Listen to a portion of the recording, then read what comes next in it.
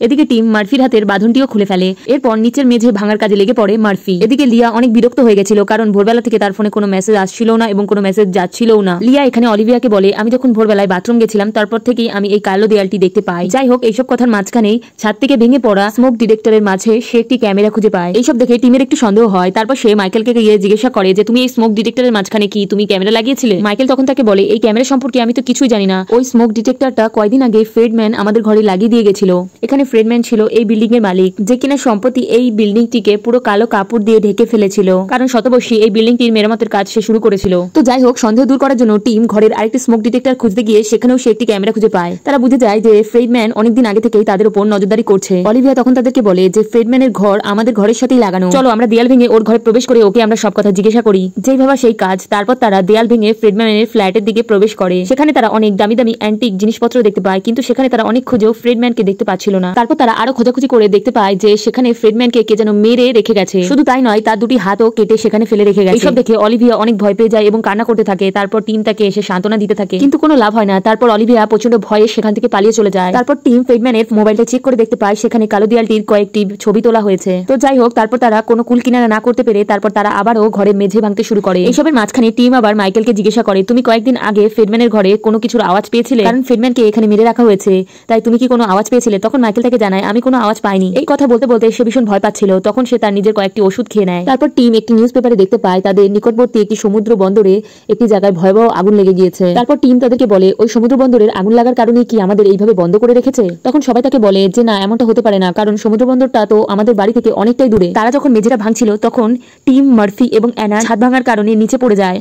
এই দুর্ঘটনায় টিম অনেকটি আহত হয়ে যায়। তারপর অলিভিয়া মোয়ের মাধ্যমে নিচে এসে টিমকে দেখতে থাকে। বেচারা টিম প্রচন্ড আঘাত পেলেও সে এই যাত্রায় বেঁচে যায়। এই সবকিছু দেখে বৃদ্ধ মাইকেল নিচে নামার সাহসই পাচ্ছিল না। তার মনে হচ্ছিল সে নিচে নামতে গিয়ে পড়ে গিয়ে হয়তো সে মারা যাবে। তার নাতনি তাকে ছাড়া নিচে নামবে না। এই সমস্ত জিনিস দেখেই বাকি সদস্যরা মাইকেলের অক্সিজেন সিলিন্ডার নিচে নামিয়ে এবং তাকে সুস্থভাবে নিচে নামিয়ে নিয়ে আসে। আর নিচের ফ্লোরে নেমে এসে তাদের সবার সাথে দেখা হয় ইউরি নামে এই লোকের। এই লোকটি এই ফ্ল্যাটের মালিক অ্যান্টনির বন্ধু ছিল। এই লোকটি তাদেরকে জানায় অ্যান্টনি কয়েক ঘন্টা আগে হার্ট অ্যাটাক করে মারা গেছে, আর এই সবকিছু হয়েছে এই ম্যাগনেটিক দেয়ালের কারণে।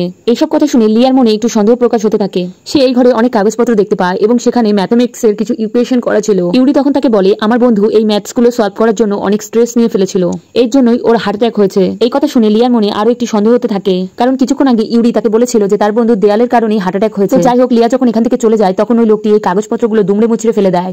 তখনই আমাদের মনেও একটু সন্দেহ প্রকাশ হয় এই লোকটিকে নিয়ে। যাই হোক, ততক্ষণে এই ফ্ল্যাটে থাকা বাকি সদস্যরা তারা এই ফ্ল্যাটের মেঝেটা ভেঙে ফেলেছিল। ফাইনালি তারা বেসমেন্টে পৌঁছে যায়।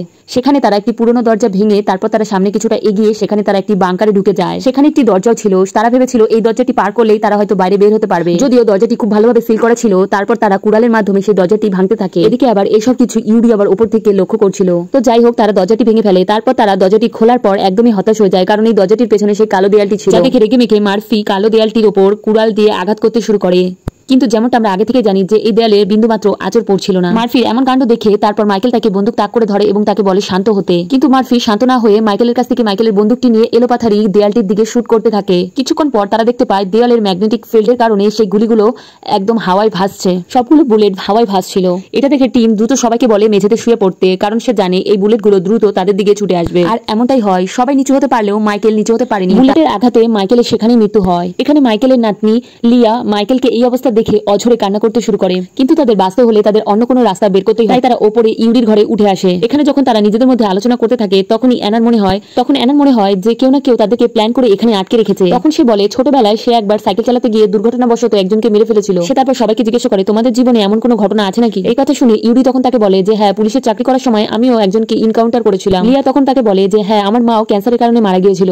এখানে মার্ফিও অনেক কান্না করছিল, কারণ তার কারণে বৃদ্ধ মাইকেল তার কারণে মারা গিয়েছে। এখন তারা সবাই টিম এবং অলিভিয়ার ব্যাপারে জানতে চায়। তখন অলিভিয়া তাদেরকে জানায় যে সম্প্রতি আমার একটি পেটে থাকা বাচ্চা মারা গিয়েছে। যে কথাটি শুনে টিম অনেক রেগে যায়, কারণ সে চাইতো না এই কথাটি মানুষজন জানুক। তারপর সে রেগে মেগে পাশের একটি ঘরে চলে যায়। তখন অলিভিয়া ঘরে গিয়ে তখন তাকে বলে যে আমরা হয়তো এই ঘরের ভেতর আটকা থেকে মারা যেতে চলেছি, তাই সবাইকে এই কথা জানালে কি এমন ক্ষতি হবে? আর হ্যাঁ, তুমি আমাকে এত রাগ কেন দেখাচ্ছ? আমি কি বাচ্চাটাকে নষ্ট করেছি? না, আমার কারণে বাচ্চাটি নষ্ট হয়েছে। না, আমি কিছুই করিনি। কিন্তু তুমি ওই ঘটনার পর থেকে নিজের কাজে ব্যস্ত হয়ে যাও, আর এটুকু তুমি মনে করো না যে ওই ঘটনার পর থেকে আমি কতটা যন্ত্রণা ভোগ করি। তবুও ওই ঘটনার পর থেকে তুমি আমাকে পর করে দিয়েছো। আমি নিজের সন্তান হারিয়ে কতটা যন্ত্রণায় আছি সেটা তুমি বিন্দুমাত্র বোঝার চেষ্টা করো না। আমি আমার কষ্টের কথাও তোমাকে শেয়ার করতে পারিনি। সব কষ্ট আমাকে একাই সহ্য করতে হয়েছে। এইসব কথা বলে অলিভিয়া ওখান থেকে চলে যায়। তারপর তারা সবাই মিলে ডিসিশন নেয় যে তারা ফ্রিডম্যানের ঘরে গিয়ে কোনো না কিছু একটা উপায় বের করবে। এইসব কথা শুনে লিয়া তখন তাদেরকে বলে আমাদের একবার অ্যান্থনি তৈরি করা ম্যাথমেটিক্যাল ইকুয়েশনটা একবার দেখা উচিত। ইউরি তখন তাকে বলে চিন্তা করো না, আমি সবকিছু দেখে রেখেছি, ওটার মাধ্যমে কোনো কিছুরই সমাধান করা সম্ভব নয়। তারপর তারা ফ্রিডম্যানের ঘরে গিয়ে আলাদা আলাদা ভাবে সমস্ত কিছু খোঁজ করতে থাকে।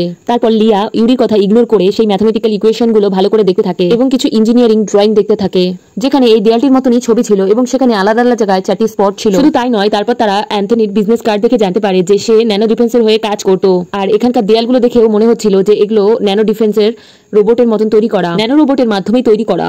এত সবকিছু দেখে তারপর সে ইউরিকে জিজ্ঞাসা করে তুমি এই সমস্ত ব্যাপারে আমাদেরকে কেন বলনি? তখন ইউরি তাদেরকে বলে অ্যান্থনি আমার একটা ভালো বন্ধুই ছিল, কিন্তু সে কোথায় কাজ করে বা কি বিষয়ে কাজ করে এইসব ব্যাপারে আমার কোনো ধারণা ছিল না। এইসব কথাবার্তার মাঝখানে লিয়া ঘরের সমস্ত কিছু খুঁজে একটি ভাঙা ল্যাপটপ, একটি ভাঙা ফোন খুঁজে পায়। ইউরি তখন তাদেরকে বলে আমার বন্ধু হয়তো ফ্রাস্ট্রেটেড হয়ে এই সমস্ত কিছু ভেঙে ফেলেছে। এদিকে টিম এবং মার্ফি ফ্রিডম্যানের ঘর খোঁজাখুঁজি করতে গিয়ে দেখতে পায় যে আর সমস্ত ঘরের থেকে এই ঘরটি একটু ছোট। ঘরের একটি দেয়ালে ধাক্কা দিতে গিয়ে সে দেখতে পায় যে এই দেয়ালটির পেছনে কি যেন একটি কিছু আছে। এদিকে মার্ফি ঘরের একটি ডয়ারের ভেতরে একটি রিমোট খুঁজে পায়, যেটা দিয়ে এই দেয়ালটিকে খুলে ফেলা সম্ভব, কিন্তু তারা এই রিমোটের পাসওয়ার্ড তো জানতো না। তো তারপর টিম এখানে একটি বুদ্ধি বের করে, কিছুটি পাউডার ছিটিয়ে দেয়। তারপর ফ্রিডম্যান লাস্ট যে বাটনগুলো প্রেস করেছিল সেগুলি দেখা যায়। এতে করে পাসওয়ার্ড খুব সহজেই তারা ডিকোড করতে পারবে। এদিকে অলিভিয়া এবং লিয়া ওই কাগজগুলো অ্যানালাইজ করতে থাকে যেগুলি ইউরি নষ্ট করে দেওয়ার চেষ্টা করেছিল। সেই কাগজগুলোতে তারা একটি অদ্ভুত কোড দেখতে পায়। তখন ইউরি হাসতে হাসতে তাদেরকে বলে এই দেয়ালটি খোলার সাথে সাথে বাইরে থেকে প্রচন্ড রেডিয়েশন ঘরের ভেতর আসতে থাকবে আর আমরা সবাই মারা যাবো। কথা শেষ হওয়ার আগে সেখানে অ্যানা চলে আসে আর সে এসে বলে আমরা মিস্টার ফ্রিডম্যানের ঘরে একটা জিনিস পেয়েছি, দেখবে চলো। তারা যখন ঘরের ভেতর প্রবেশ হয় তখন তারা দেখতে পায় যে টিম ওই রিমোটের মাধ্যমে ওই দরজাটি খুলে ফেলেছে। আর এই দেওয়ালের ভেতরেই একটি কন্ট্রোল রুম ছিল, যেখানে কম্পিউটারের মাধ্যমে প্রত্যেক রুমের পাওয়া ফুটেজগুলো সে কম্পিউটারে বসে দেখতো। এখানে সিসি ক্যামেরার ফুটেজের মাধ্যমে তারা দেখতে পায় মধ্যরাতে একটি কালো বস্তু এসে যেন ওই দেয়ালগুলো তৈরি করে দিয়ে গেছে। শুধু তাই নয়, তারা আরো দেখতে পায় যে অ্যান্টনি অন্য একটা জায়গায় মরে পড়েছিল, তবে তার বডি বিছানাতে গেল কিভাবে। এই ব্যাপারে তারা যখন ইউরির কাছে জিজ্ঞাসা করতেই যাবে তখন দেখে তারা যে ইউরি ওখান থেকে চলে গেছে। তাই মার্ফি ইউরিকে খুঁজতে খুঁজতে তার পেছনে পেছনে চলে যায়। আর ওইদিকে আমরা লিয়াকে দেখতে পাই যে অ্যান্টনির শরীর চেক করতে গিয়ে দেখে তার গলায় কালো দাগ পড়ে গিয়েছে, অর্থাৎ অ্যান্টনি হার্ট অ্যাটাক করে মারা যায়নি। অন্যদিকে সিসিটিভি ফুটেজে টিম দেখতে পায় যে ইউরি অ্যান্টনির বাড়িতে এসে কিছু একটা করছিল, যার ফলে এই কালো দেয়ালগুলো তৈরি হয়ে যায়। এটা দেখে অ্যান্টনি যখন তাকে থামানোর চেষ্টা করে তখন ইউরি তার উপর হামলা করে দেয় আর তার গলা চেপে তাকে মেরে ফেলে। তারা তো প্রচন্ড ভয় পেয়ে যায়। এদিকে মার্ফি তাকে খুঁজতে খুঁজতে তার ঘরের ভেতরে চলে আসে। তখন সে অ্যান্থনির সমস্ত ইকুয়েশন এবং ইঞ্জিনিয়ারিং ড্রয়িং গুলো সমস্ত কিছু পুড়িয়ে দিচ্ছিল। ইতিমধ্যে সে বাচ্চা মেয়ে লিয়াকেও মেরে ফেলেছিল। তার লাশটি মাটিতে পড়েছিল, যেটা দেখে মার্ফি অনেক ভয় পেয়ে যায়। তখন ইউরি তাকে বোঝায় দেখো এই দেয়ালগুলো আমাদের সুরক্ষা দেওয়ার জন্য তৈরি হয়েছে, বাইরে গিয়ে মরার থেকে আমরা যতদিন পারবো এই ভেতরে বেঁচে থাকতে পারি ততদিনই বেঁচে থাকবো। ততক্ষণে টিম মাইকেলের বন্দুকটি নিয়ে ইউরিকে ধরার চেষ্টা করে। সে এসে দেখতে পায় যে ইউরি মার্ফিকে মারার জন্য তার গলা চিপে ধরেছে। বন্দুকটি দেখে ইউরি তখন মার্ফিকে ছেড়ে দিয়ে টিমের কাছে বন্দুকটি নেওয়ার চেষ্টা করে। মার্ফিকে ছাড়ার সময় মার্ফি নিচে পড়ে গিয়ে ভয়ানকভাবে মাথায় আঘাত পায়। তারপর ইউরি টিমকে নিচে ফেলে তার শ্বাসরোধ করে মারার চেষ্টা করে। পেছন থেকে মার্ফি ইউরির মাথায় আঘাত করে তাকে মাটিতে ফেলে দেয়। তারপর সে পড়ে থাকা মাটিতে মাইকেলের বন্দুকটি দিয়ে তাকে যখন মারতে যাচ্ছিল তখন তাকে অলিভিয়া এসে থামিয়ে দেয়, কারণ কেবলমাত্র ইউরি এই খোলার পদ্ধতি জানে। তারপর ইউরি হাসতে হাসতে আবারও তাদেরকে আক্রমণ করতে আসলে তখন টিম তাকে মেরে আবারও অজ্ঞান করে দেয়। তারপর তারা ইউরির ব্যাগ চেক করতে গেলে সেখানে তারা বিভিন্ন বৈজ্ঞানিক বই এবং সেখানে তারা বিভিন্ন বৈজ্ঞানিক থিওরি এবং ইঞ্জিনিয়ারের বই খুঁজে পায়। তাদের দেখে এটাই মনে হয় যে ইউরিয়াকে এই কারণেই মেরে ফেলেছিল, লিয়া হয়তো সেই ম্যাথমেটিক্যাল ইকুয়েশনের মাধ্যমে এই দেয়ালটি খোলার রাস্তা বের করে ফেলেছিল, একদম অ্যান্থনির মতো। তারপর তারা আবার ক্যামেরায় ফুটেজগুলো চেক করতে থাকে এখান থেকে বার হওয়ার জন্য। তারপর তারা পুড়ে যাওয়া ওই কাগজপত্রগুলো চেক করতে গিয়ে দেখে সেখানে এলোমেলো কিছু প্যাটার্ন তৈরি করা হয়েছে। তাছাড়াও এই অদ্ভুত দেয়ালটির ইটগুলো অদ্ভুত আকারের ছিল, যেটা আরো কনস্ট্রাকশনের কাজ আরো কঠিন করে দেয়। এমনটি হওয়া একদমই স্বাভাবিক নয়। আর এই ব্যাপারে জিজ্ঞাসা করার জন্য তারা ইউরিকে ডেকে তোলে। আর ততক্ষণে তারা ইউরিকে বেঁধেও ফেলেছিল। আর ইউরিকে প্রচন্ড মারধর করা সত্ত্বেও ইউরি কিছুই বলছিল না। টিম রেগে মেগে তার কাঁধে একটি গুলি করে দেয়। এরপর ইউরি নিজেকে বাঁচানোর জন্য তাদেরকে বলে দেয় এটি একটি ডিফেন্স সিস্টেমের দরজা, গতকাল বন্দরে আগুন লাগার কারণে এই সিস্টেমটি অ্যাক্টিভ হয়ে গেছে। মার্ফি তার কথা একদমই বিশ্বাস করছিল না। তারপর সে আবারও ইউরিকে মারতে থাকে। এদিকে আবার অ্যানা রেকর্ডেড ভিডিওতে কিছু একটা দেখতে পায়। তারা ভিডিওটি ভালো করে অ্যানালাইজ করার পর দেখতে পায় যে অ্যান্টনি এই দেয়ালগুলো খোলার জন্য একটি অ্যাপস তৈরি করেছিল, যেই অ্যাপের মাধ্যমে দেয়ালটি স্ক্যান করলে দেয়ালটি খুলে যেত। তাই তারা দ্রুত অ্যান্টনির ভাঙা মোবাইলটা বের করে আনে। তারপর তারা ভাঙা মোবাইল থেকে সমস্ত ডাটা ল্যাপটপে ট্রান্সফার করে। তারপর তারা নতুন একটি ফোনে সেই অ্যাপটি ইনস্টল করে। আর ফাইনালি তারা পেয়ে যায় সেই দেয়াল খোলার স্পেশাল অ্যাপ। তারা দ্রুত ওই অ্যাপের মাধ্যমে দেয়ালটি স্ক্যান করলে দেখতে পায়, মোবাইলটি স্ক্যান করলে তারা অ্যাপের মাধ্যমে দেখতে পায় 4টি পয়েন্ট। 4টে পয়েন্ট ক্লিক করার সাথে সাথেই দেয়ালটি লিকুইড ফর্মে পরিণত হয় এবং দেয়ালটি নরম হয়ে যায়। এমন অবস্থা দেখে অ্যানা পরীক্ষা করার জন্য সেই লিকুইডের ভেতরে তার হাত ঢুকিয়ে দেয়। তার মনে হতে থাকে এই জায়গাটি বেশ গরম